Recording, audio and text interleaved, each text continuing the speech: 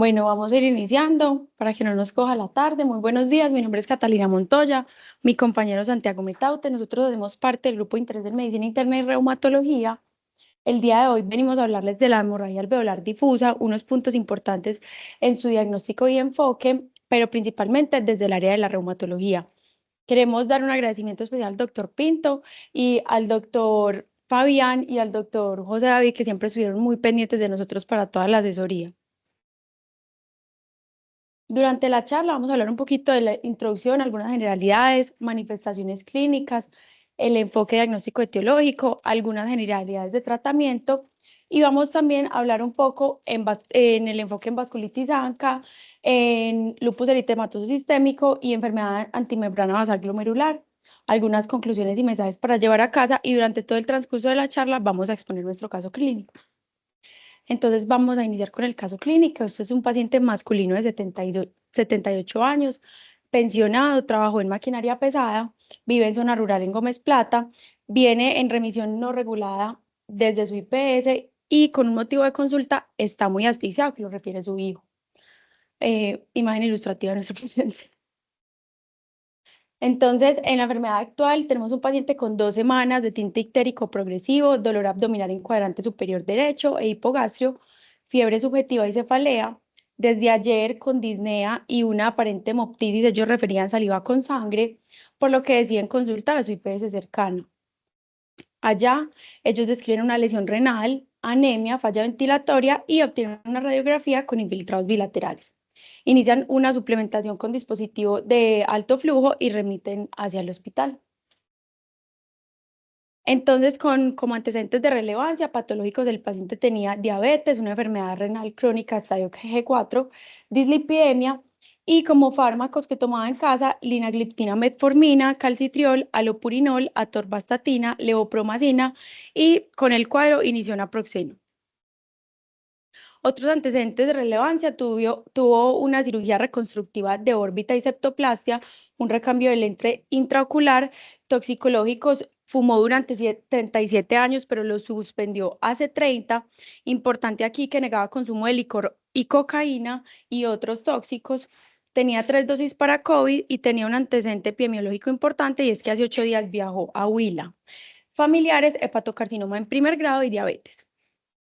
Entonces, a la revisión por sistemas, nuestro paciente tenía una pérdida de peso no cuantificada en los últimos meses, diaforesis nocturna, importante que negaba tos, cambios en la audición, en la visión, no tenía secreción nasal ni sinusitis, negaba artralgia, negaba dolor en miembros inferiores, no tenía edemas y negaba también otros sitios de sangrado, melenas, hematemesis y o disnea. También negaba hematuria, orina espumosa. Entonces, estas son las preguntas que vamos a ir desarrollando para que ustedes también las vayan pensando, cómo enfocarían este paciente si les llega, cuáles serían sus diferenciales hasta el momento y qué diagnósticos, ayudas diagnósticas solicitarían. Listo, muchas gracias. Vamos entonces a hablar un poco de la introducción, la definición y algunos datos epidemiológicos de la hemorragia alveolar difusa. Siempre nos gusta como poner el recuento histórico. Desde principios del siglo XX, Euler describió por primera vez a la hemorragia alveolar difusa como una complicación potencialmente grave del lupus eritematoso sistémico. Posteriormente, Goodpasture se da cuenta de que hay pacientes que presentan glomerulonefritis y adicional hemorragia alveolar de forma concomitante. Con el paso de los años, eso se consolidaría como el síndrome pulmón-riñón. Posteriormente vimos la utilidad de la broncoscopia con lavado bronquialveolar para el diagnóstico de la hemorragia alveolar difusa. Definimos los patrones histológicos clásicos de los que hablaremos más adelante.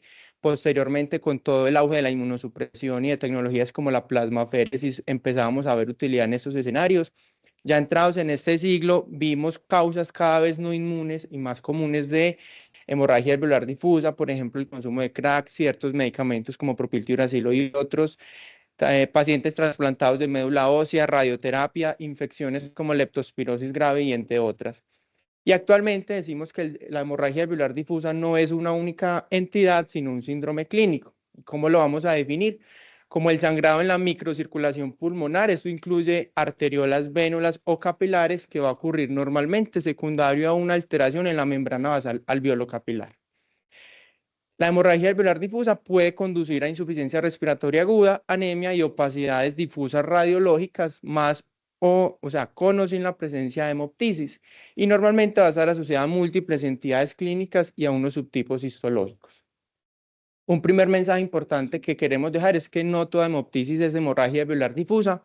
Cuando nosotros nos llega el paciente así, debemos pensar que el origen puede ser de los vasos bronquiales, que ahí deberíamos considerar, por ejemplo, bronquiectasias, malignidades en el tracto endobronquial o infecciones, por ejemplo, tuberculosis en nuestro medio. O también el paciente puede estar sangrando directamente en los vasos pulmonares o en la microcirculación ya como tal en el parénquima pulmonar, que ahí sí hablaremos de hemorragia alveolar difusa. Estas tres son causas de hemoptisis, más no causas de hemorragia alveolar difusa. Acerca de la epidemiología, afecta a pacientes realmente de cualquier edad. En términos generales es una entidad poco frecuente. Por ejemplo, para enfermedades reumatológicas en vasculitis ANCA puede ser principalmente prevalente en la PAM y en la GPA. En lupus, digamos que algunas series refieren que hasta un 9%, otras dicen que menos de un 2% de los pacientes. En enfermedad por anticuerpos antimembrana basal glomerular, pues como es su presentación clásica, pues ahí sí va a estar prevalente. Y si bien la prevalencia es poca en términos de mortalidad, es desproporcionadamente alta y por eso es importante hablar de este tema. Por ejemplo, en lupus, la mortalidad puede llegar a ser hasta de un 50% y en trasplantados de médula ósea, que es otro escenario del que no hablaremos aquí, hasta un 80%. La mortalidad general, dando también que esto está más que todo descrito en pacientes con hemorragia alveolar de causa inmune o reumatológica, puede llegar a ser hasta de un 24.5%, y es en términos generales un desafío diagnóstico y terapéutico mayor. ¿Qué factores de riesgo van a tener los pacientes para hacer hemorragia alveolar? Consumo de sustancias y tóxicos, los más descritos asociados son los inhibidores del factor de necrosis tumoral alfa, propiltiuracilo. Importante siempre los anticoagulantes, y debemos sospecharlo también en pacientes que los estén consumiendo, tóxicos ambientales y sustancias como el crack. Pues los pacientes con enfermedades reumatológicas de base, a destacar vasculitis ANCA, enfermedad anticuerpo por anticuerpos antimembrana basal glomerular, enfermedades del tejido conectivo, principalmente pues el escenario de un lupus, enfermedades inmunomediadas por complejos, crioglobulinemia, otro tipo de vasculitis, etcétera. Y también otros escenarios de los que tampoco vamos a profundizar hoy, pues son los pacientes con enfermedades no reumatológicas que hacen hemorragia alveolar difusa. Por ejemplo, la hemosiderosis pulmonar idiopática, ciertas infecciones, por ejemplo, leptospirosis, pacientes con hemofilia, que está un tema taquillero en estos días, y en trasplantados de médula ósea, pues también el riesgo que tienen estos pacientes. Bueno, entrando un poco en las manifestaciones clínicas y la presentación de los pacientes, podemos tener dos tipos de clínica, insidiosa o fulminante. El paciente nos puede llegar muy descompensado, puede ser algo más larvado. Típicamente podemos tener hemoptisis, infiltrados pulmonares radiográficos y anemia aguda. Sin embargo, como lo decía mi compañero, en la presencia, no tener hemoptisis no lo descarta. También podemos tener disnea, tos, fiebre, hipoxemia, que incluso nos lleve a una falla ventilatoria, y otros signos o síntomas que nos vayan a orientar es a la propia etiología de la hemorragia alveolar. Entonces, en cuanto a la hemoptisis, como sabemos, es una expectoración de sangre o de esputo con sangre. Hasta el 33% de los pacientes no tienen hemorragia alveolar, no tienen hemoptisis, y es un amplio diferencial que nos debe hacer pensar en etiologías infecciosas, no infecciosas e inmunes. En Colombia, importante siempre pensar en tuberculosis, y también en estos pacientes debemos descartar pseudohemoptisis, que es un sangrado que no es propiamente como lo describía mi compañero. Entonces, ¿de dónde pueden ir? Del tracto gastrointestinal, un paciente que haya tenido un sangrado reciente del esófago y tosió y le salió el esputo con sangre. Y importante mencionar que el sangrado, así sea en poca cantidad, cuando ocupa el espacio alveolar, puede inestabilizar de forma rápida al paciente. Lo podemos clasificar como masivo o no amenazante para la vida, que esto pues en términos prácticos no nos va a ser tan útil porque va a ser muy difícil pues medir la cantidad de sangre que el paciente está perdiendo por esta vía. Entonces aquí vamos a ver un algoritmo para cómo nos podemos aproximar, y es que tengo un paciente con aparente hemoptisis. Lo primero es que debemos pensar si esto puede ser del tracto gastrointestinal, que sería tal vez la manifestación más frecuente, podríamos usar una endoscopia digestiva superior. Entonces, si tengo un paciente con hematemesis, entonces buscar otros sitios de sangrado, si tengo melenas. En caso de que no, ahí vamos a pensar, este paciente está sangrando de forma masiva, está inestable. Masiva nos referimos a más de 150 mililitros en 24 horas o más de 100 en una hora, inestabilidad hemodinámica o falla ventilatoria. Lo primero, igual que en todos los pacientes inestables, los debemos estabilizar, pensar en una unidad de cuidado intensivo, revertir coagulación si en caso de que la haya, considerar una broncoscopia o una arteriografía con embolización, y algunos pacientes se van a beneficiar de ácido tranexámico en estos escenarios. En caso de que no, pensemos si este paciente puede tener un riesgo de tromboembolismo pulmonar. Si no, vamos a usar una radiografía de tórax y una tomografía con contraste. Si bien aquí dice con contraste, sin embargo, la mayoría de los pacientes no van a requerir contraste y con una simple va a ser suficiente. Esto nos indica algún diagnóstico específico. En caso tal de que no, ya podríamos pensar en una broncoscopía, una TAC o una tomografía de alta resolución. Cuando ya llegamos a este punto, esta ayuda nos puede orientar a algunos diagnósticos diferenciales de la hemoptisis, como causas infecciosas, causas malignidades, tumores endobronquiales, enfermedades estructurales del pulmón, algunas drogas pues, o tóxicos, desórdenes hematológicos, que mi compañera ahorita los mencionaba, o algunas enfermedades cardiovasculares. Este es el algoritmo completo. Aquí está el QR por si lo quieren tener. En esta charla no vamos a mostrarlo todo porque se nos sale el enfoque, pero sí nos parece muy práctico porque puede servir mucho como en el día a día tenerlo a la mano. Entonces, en cuanto al síndrome pulmón-riñón, como lo mencionaba Santi ahorita, la mayoría de los pacientes, pues alrededor de un 60% se pueden presentar con glomerulonefritis, entonces van a tener hematuria microscópica, cilindros eritrocitarios, proteinuria y van a tener una lesión renal aguda con elevación de la creatinina, y esto va a ser considerado como una emergencia reumatológica. Aquí debemos pensar de forma inicial en vasculitis ANCA, enfermedad por anticuerpos antimembrana basal glomerular y enfermedades del tejido conectivo o mediadas por inmunocomplejos.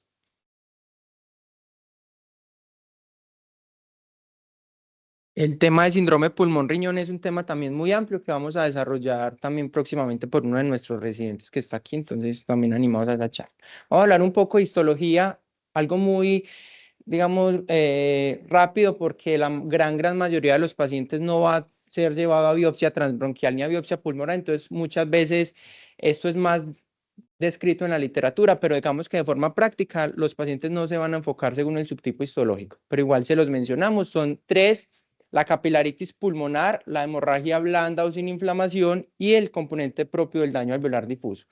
La capilaritis, digamos, es el fenómeno más descrito, es infiltración de polimorfonucleares neutrófilos directamente en los tabiques alveolares. Esto va a llevar a necrosis, pérdida de la integridad estructural capilar y extravasación en el espacio alveolar. Digamos que este es el patrón más comúnmente asociado a causas de origen inmune reumatológico, pues para nosotros.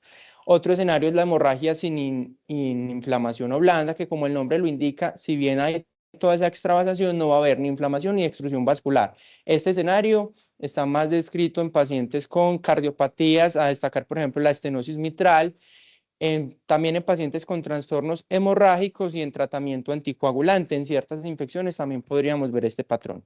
Y el tercero es el daño alveolar difuso, que es la histología clásica de un síndrome de dificultad respiratoria agudo, y básicamente cualquier causa de este síndrome podría explicarlo, y se va a asociar más comúnmente pues a estados sépticos o a inflamación grave secundaria a infecciones.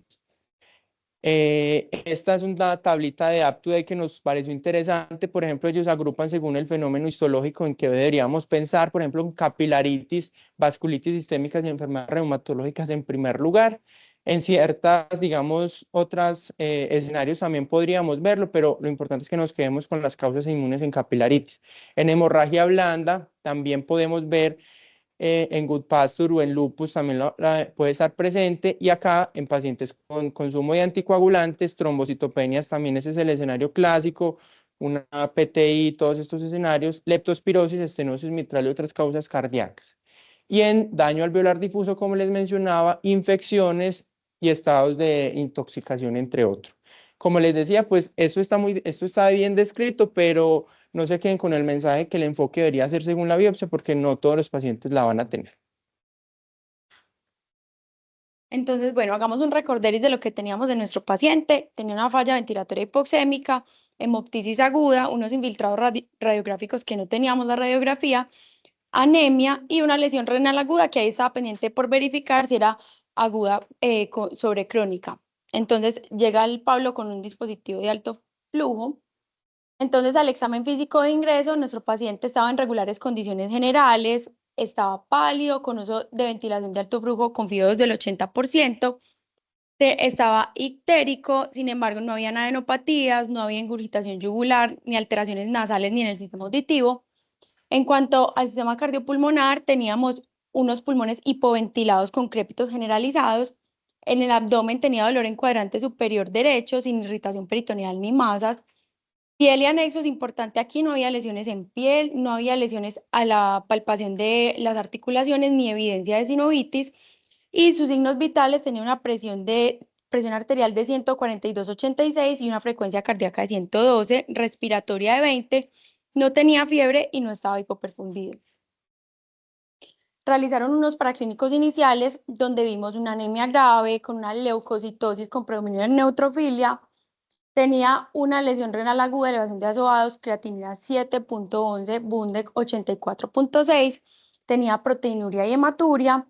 Todos los paraclínicos del hígado estaban normales, no tenía alteraciones en los tiempos de coagulación. En cuanto a sus gases, el paciente tenía una acidosis metabólica, pero con un trastorno mixto, también respiratoria y hipoxemia. Aparte, tenemos unos marcadores de inflamación elevados, una PTH en 260. Acá pues también recordemos que el paciente de base tenía una enfermedad renal crónica, estadio G4, una PTH estaba muy alta, tenía también una ecografía reciente que mostraba una diferenciación corticomedular normal y unos riñones también de tamaño normal. Entonces siempre estuvo como en duda ese diagnóstico de, digamos, la lesión renal sobrecrónica o si realmente, o si está, digamos, empezando. Los datos los obtuvimos pues, digamos, ya en la historia clínica, revisando el paso, entonces es un poco difícil compararlo, pero igual les traemos como los datos completos. Entonces aquí, pues, esta es la tomografía que se le realizó. Entonces, ¿quién se anima a contarnos qué ve?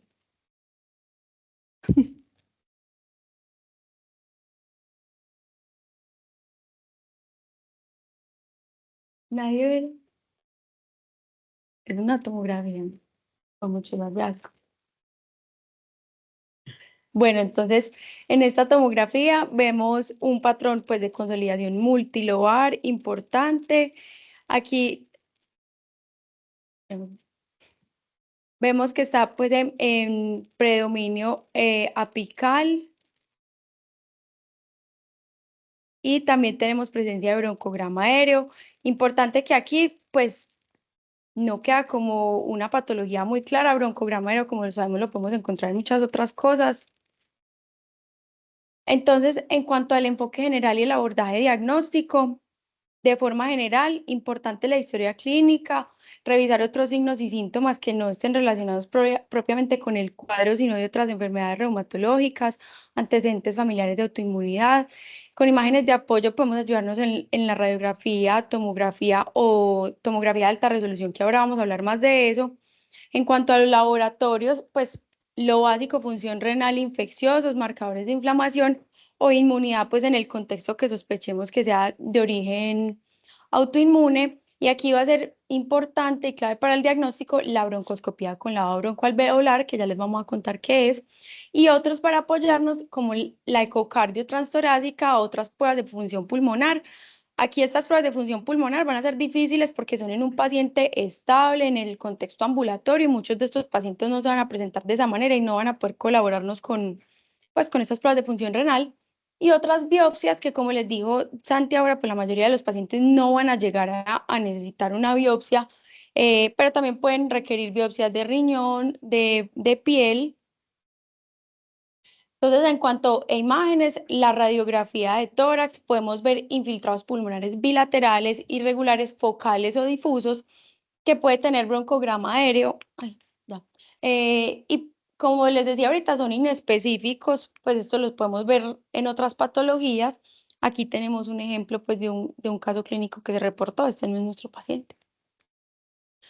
En cuanto a la tomografía, pues esta va a ser más precisa y lo importante aquí es que ella nos va a ayudar a descartar otras causas posibles que nos estén generando esta hemorragia alveolar, como bronquiectasias o malignidades.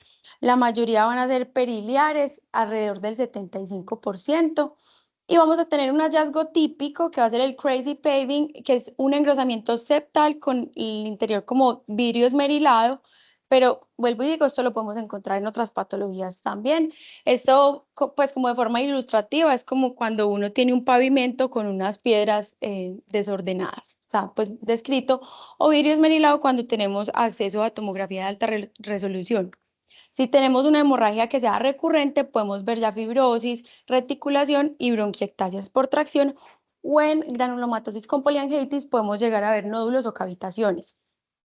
Aquí la elección, como les decía, la tomografía simple normalmente es suficiente, pero también podemos ayudarnos de una tomografía de alta resolución, que es que en este estudio necesitamos colaboración del paciente, que el paciente pueda inspirar, sostener.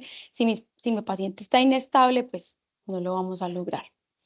Entonces aquí vemos ejemplo, pues esto sería como más o menos el crazy paving, que son como las piedras con el engrosamiento septal y que se van a ver múltiples, pues como un patrón de consolidación multilobar. En pruebas, pues, que podamos pedirle a estos pacientes, haciendo pues la claridad de que desde la perspectiva, pues, sospechando enfermedades reumatológicas, entonces, inicialmente un hemograma en el que evidenciaremos esa posible anemia, leucocitosis, en ciertos pacientes trombocitopenia, pensando más que todo pues enfermedades del tejido conectivo y otras. Siempre va a ser mandatoria las pruebas de función renal y un citoquímico de estos pacientes para mirar si hay hematuria, cilindros eritrocitarios o proteinuria. El aumento de los azoados, algunos pacientes van a ser, digamos, de manera temprana candidatos a biopsia renal. Y ya entrándonos pues en el tema de anticuerpos, pues va a ser dirigido a las enfermedades que más comúnmente se asocian a esto, básicamente anticuerpos ANCA, PR3 y mieloperoxidasa, por ejemplo una IgG para anticuerpos antimembrana basal glomerular y unos ANAS, unos ENAS también pensando, por ejemplo, en el escenario de lupus. Y hay otros que podríamos estar considerando, la LDH se ha asociado a peor pronóstico, pacientes que tienen más de 2 veces su límite superior elevado. Complemento también en estos pacientes, pruebas de coagulación van a ser mandatorias en el abordaje inicial. Pacientes con antecedentes de consumo de CRA u otros tóxicos, está pues descrito la prueba de tóxicos en orinas y función pulmonar que como nos hablaba Cata va a ser pues en un entorno más ambulatorio.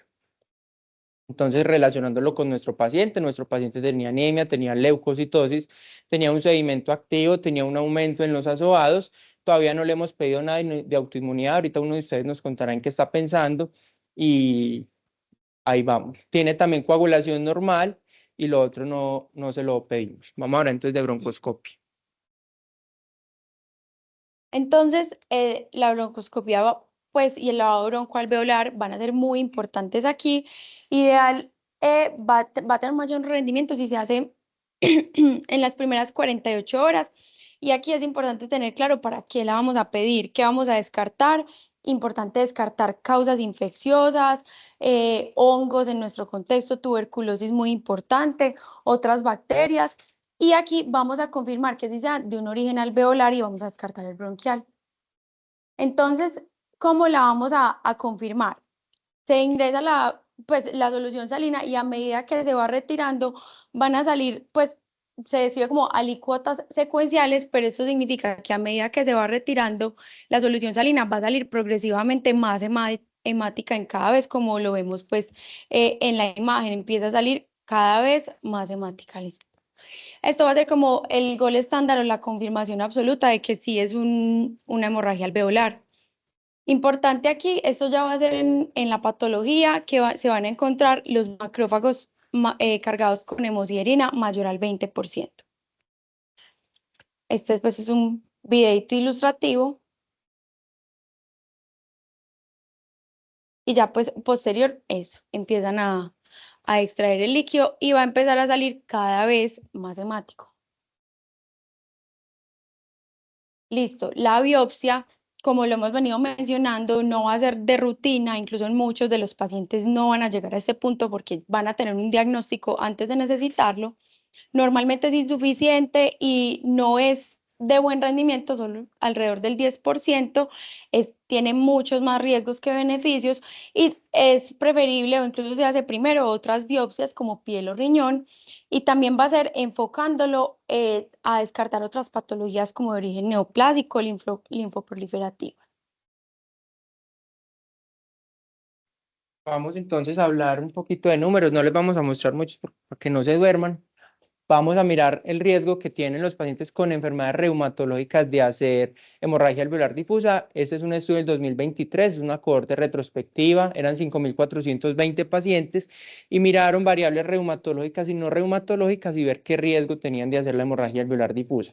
Específicamente para variables reumatológicas por regresión logística multivariada, para estos autores, principalmente vasculitis ANCA, síndrome antifosfolípido, membrana basal glomerular, sarcoidosis y lupus eran las que de maneras estadísticamente significativas se asociaban a un mayor riesgo.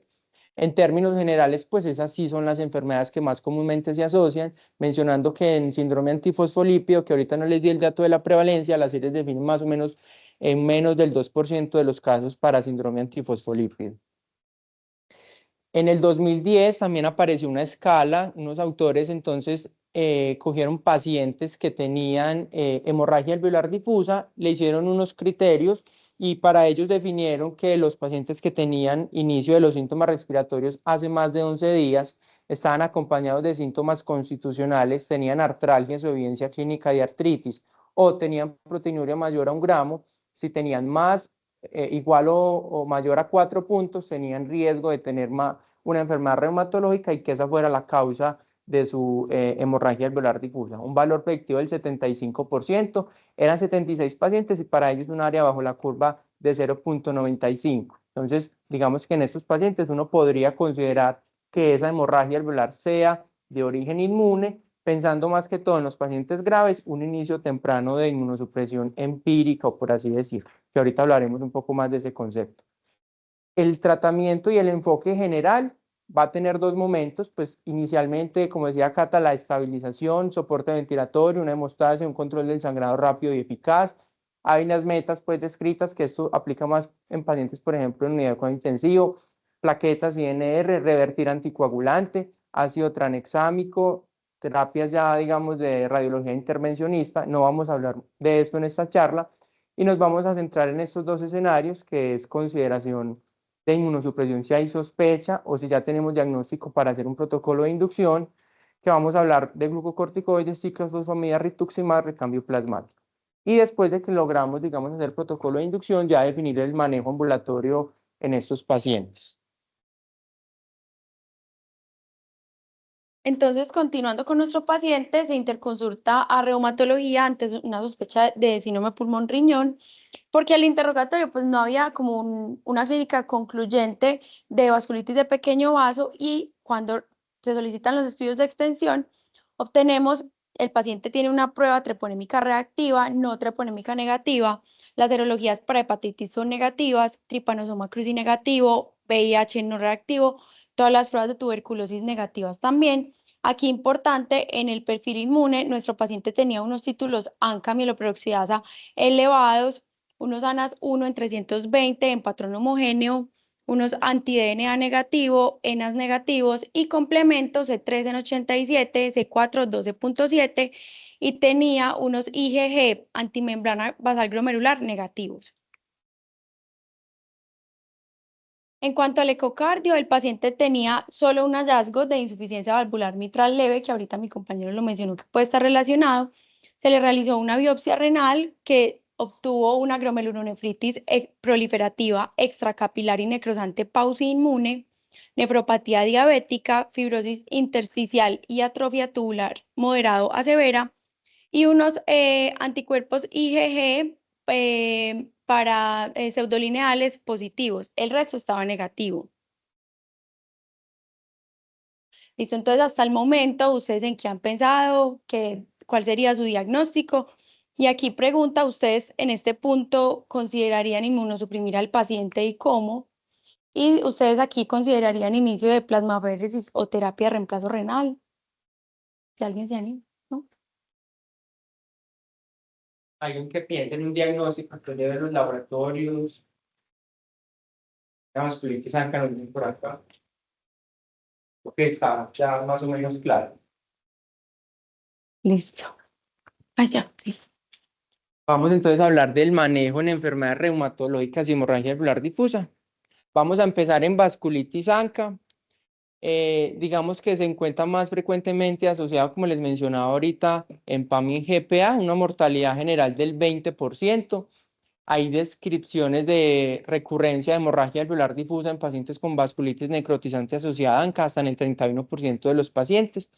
Y pues el manejo general va a ser, digamos, las recomendaciones que hay para manejo de vasculitis ANCA, un manejo inductor con rituximab o ciclofosfamida más los glucocorticoides, inicialmente pulsos, posteriormente en dosis reducida. Luego, pues un manejo de mantenimiento, sea con aciatropina o micofenolato, y valorar plasmaféresis en unas situaciones precisas, que ahorita vamos a profundizar en ese punto. Digamos que ese es uno de los principales estudios, digamos, clásicos que compara rituximab con ciclofosfamida en vasculitis ANCA, el RAVE. Eran 197 pacientes en un estudio multicéntrico que comparaba rituxi versus ciclofosfamida. Los objetivos eran la valoración de remisión con escala Bebas y una titulación de prednisolona 6 meses. Era un estudio de no inferioridad. Lo que encontró fue que rituxi no fue inferior a ciclofosfamida. Pareciera que podría, digamos, ser un poco mejor en términos de recaídas. Sin embargo, no alcanzó la superioridad en este estudio. Específicamente en el subgrupo de pacientes con hemorragia alveolar difusa, el desenlace fue similar y no hubo diferencia en los efectos adversos. Estas son las recomendaciones de las guías, por ejemplo, para EULAR 2024, rituximab primera elección, se prefiere en recaídas para ellos, ACR también primera elección. Ciclofosfamida puede ser primera elección para EULAR, ACR 2021, segunda elección ciclofosfamida. El uso de la plasmaféresis, ACR no da una recomendación específica, EULAR dice que se podría considerar en ciertos escenarios, más que todo pacientes que tienen alto riesgo de enfermedad renal terminal, que ellos definen como pacientes que tienen una creatina mayor a 3.4 más glomerulonefritis asociada o que requieren diálisis al inicio, y dicen que no lo recomiendan de manera rutinaria en hemorragia alveolar aislada. Y los glucocorticoides, dosis reducida, según el estudio PEXIVAS, que ahorita vamos a hablar un poco más de eso. Entonces, recambios plasmáticos en vasculitis ANCA es actualmente uno de los temas más controvertidos y de mayor debate. No se recomienda, digamos, su uso rutinario. Digamos que hay dos estudios que han considerado esto. El primero es el MEPEX, el segundo es el PEXIVAS. Específicamente hablando de hemorragia alveolar difusa, estos pacientes fueron excluidos del MEPEX. En el PEXIVAS había una subrepresentación de pacientes con hemorragia alveolar. Hay diversos grados de recomendación entre las guías. Esta es una que recomendamos pues que la revisen, que es la ASFA, es la Sociedad Americana de Aféresis, y da unas recomendaciones para un montón de enfermedades y dicen cuáles se puede considerar la plasmaféresis y más o menos el protocolo que ellos recomiendan. También hay recomendación de CADIGO, EULAR y ACR, que fue la que les mostré anteriormente. Hay situaciones en las que hay mayor consenso para utilizar plasmaféresis en vasculitis ANCA, como les decía, el riesgo de desarrollar enfermedad renal terminal en pacientes que tienen glomerulonefritis más la falla ventilatoria por la hemorragia alveolar y en pacientes que tienen el síndrome de doble positividad, que ocurre más o menos en el 10% de los pacientes, que es que tienen ANCA positivo y antimembrana basal glomerular también positivo. Digamos que si uno va y mira las guías de la Sociedad Americana de Aféresis, ellos recomiendan que si se va a hacer plasmaféresis en vasculitis ANCA, sea 1.5 veces la biolemia, diario por 14 días, sea reemplazando con albúmina, plasma o 50% albúmina, 50% plasma. Esto puede variar en cada institución, que puede tener su propio protocolo para eso. Este entonces es el PEXIVAS, el estudio que les mencionaba ahorita, eran 7,4 pacientes. Era un ensayo de no inferioridad, diseño 2x2. En un brazo tenía pacientes que les daba plasmaféresis versus no plasmaféresis. Y el segundo brazo era pacientes que le daba glucocorticoide estándar versus glucocorticoide reducido en el protocolo para ellos. El objetivo era evaluar entonces el uso de recambios plasmáticos y de los glucocorticoides en pacientes con vasculitis grave asociada a ANCA. y el outcome era un compuesto de muerte por cualquier causa o progresión a enfermedad renal terminal. Entonces, tenemos aquí el dato de los pacientes que no tenían hemorragia alveolar difusa, que eran el 70% de los pacientes, es decir, están un poco subrepresentados para este estudio. ¿Cuáles fueron los desenlaces? Me voy a centrar en recambio plasmático. No demostró menor incidencia o riesgo de progresión a enfermedad renal terminal, un HR de 0,86, no estadísticamente significativo. Esto para el recambio plasmático. Para los glucocorticoides, digamos que la eficacia fue similar entre los dos grupos, pero en dosis reducida mostraba menor riesgo de infecciones, que eso lo vimos en la charla de enfoque paciente, de uso correcto de glucocorticoides. Posteriormente ha salido otra evidencia, este fue un metaanálisis en el 2022 que incluyó, digamos, los dos estudios también que les mencioné ahorita, el MEPES y el PEXIVAS. Este estudio comparó, el objetivo era evaluar varias cosas en este metaanálisis. Una era el efecto en la mortalidad a un año, acá no encontró diferencias significativas.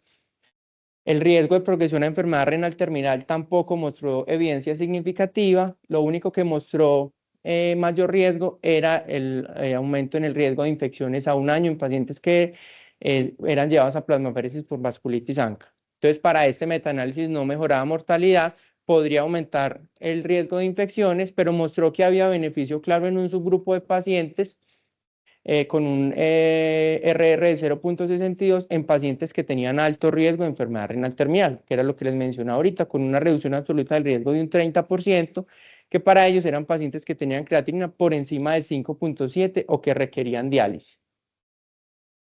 Posteriormente, estas son algunas recomendaciones que hace el British Journal. Estos no son ensayos clínicos, sino digamos como mensajes clínicos que ellos hacen. Y ellos recomiendan, por ejemplo, recambio plasmático en pacientes que tienen más de 300 de creatinina, que convirtiendo a miligramos por decilitro es más o menos 5,7 miligramos de decilitro de creatinina. Y la revista Rheumatology también hace una serie de debates, tiene una primera parte en la que dice que los pacientes no se deberían llevar a plasmaféresis de manera rutinaria y una segunda en la que dice que en ciertos escenarios se podría considerar que para esta publicación, nuevamente, mayor riesgo de falla renal. Cadigo y Eulard dicen 3,4 para considerarla, para otros estudios 5,7, que es básicamente de acuerdo al metaanálisis previo que les mostré, y en compromiso grave, que son pacientes que tienen hemorragia alveolar más glomerulonefritis asociada. Entonces, digamos que en estos dos escenarios hay mayor consenso. Hay otros que pueden ser más liberales, otros más conservadores con el uso de recambio, y digamos que por eso está como la polémica. La categoría de la Sociedad Americana de Aféresis, estas son algunas de las recomendaciones. Vamos a profundizar en las que estamos viendo hoy. Antimembrana basal glomerular es primera línea de manejo, el recambio plasmático. En SAF catastrófico, primera línea de manejo. Microangiopatía trombótica, sea mediada por complemento o una púrpura trombocitopénica, pues es primera línea de manejo también. En lupus grave, ellos dicen recomendación grado 2. Ahorita que veamos específicamente en lupus, vamos a ver en qué situaciones lo podríamos considerar. Y en vasculitis asociada a ANCA, pues, como les decía, una categoría grado 3, que no es ni primera ni segunda línea, pero se podría considerar también en ciertos escenarios.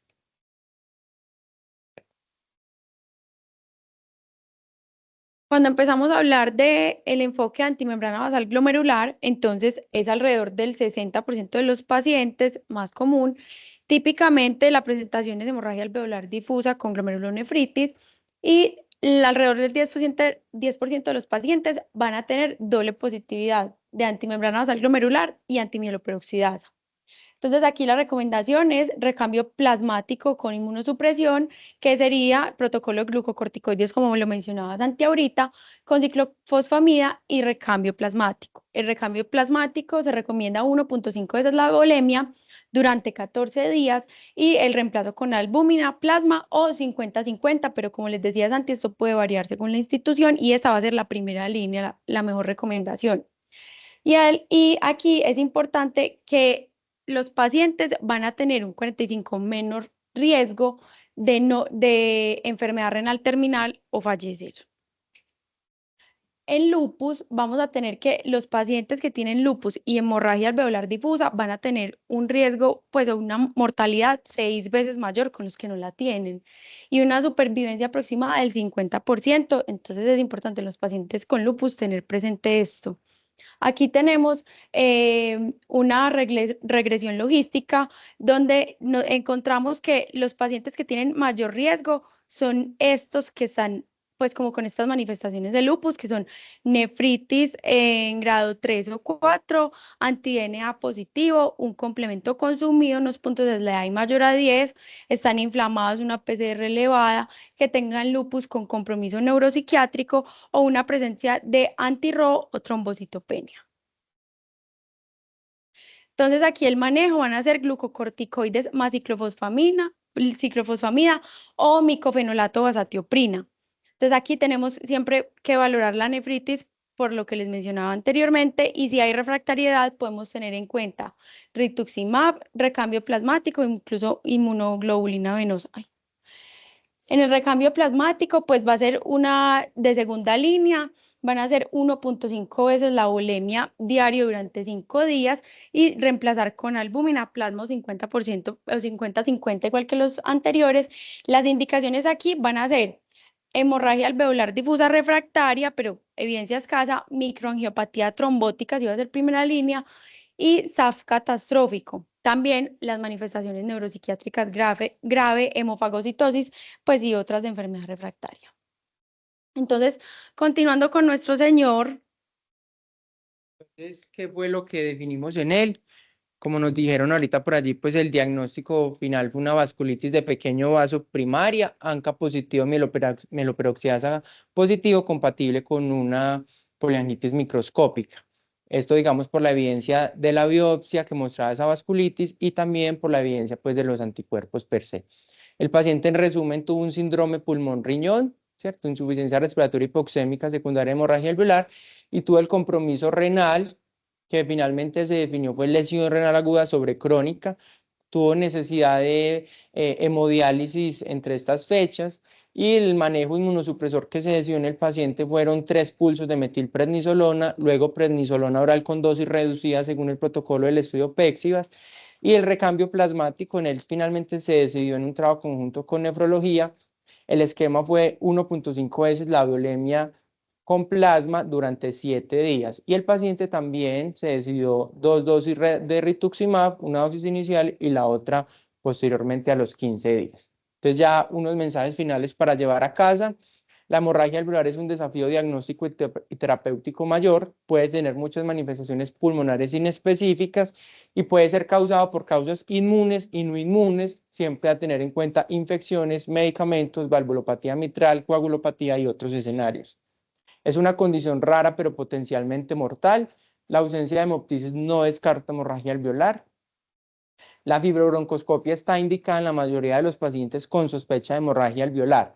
Haciendo una claridad, en el paciente del caso clínico, el paciente no fue llevado a lavado broncoalveolar porque digamos que se decidió que tenía hemorragia alveolar de forma clínica y ya habían salido los autoanticuerpos y tenía, digamos, una condición que lo explicara, y digamos que hacer una broncoscopia en este paciente no cambiaba la conducta terapéutica y por eso no se llevó finalmente a broncoscopía, pero sí da a dejar el mensaje importante de que la fibrobroncoscopia va a ser finalmente lo que con mayor precisión nos diga que es hemorragia alveolar, y también para descartar compromiso de infección. Los pacientes con hemorragia de causa inmune deben recibir tratamiento precoz, pero si el paciente no tiene una causa no inmune, ese tratamiento inmunosupresor podría ser perjudicial. Ahí podríamos apoyarnos de ciertas escalas clínicas predictivas y basándonos también en nuestra sospecha. Siempre corroborar cómo está la función renal en pacientes con hemorragia alveolar difusa para ver si lo tenemos que enfocar como un síndrome pulmón-riñón. Y esta sí que es una de esas enfermedades en las que las toma de decisiones multidisciplinarias, a veces con nefrología, infectología y otras subespecialidades, pues va a ser importante para la decisión.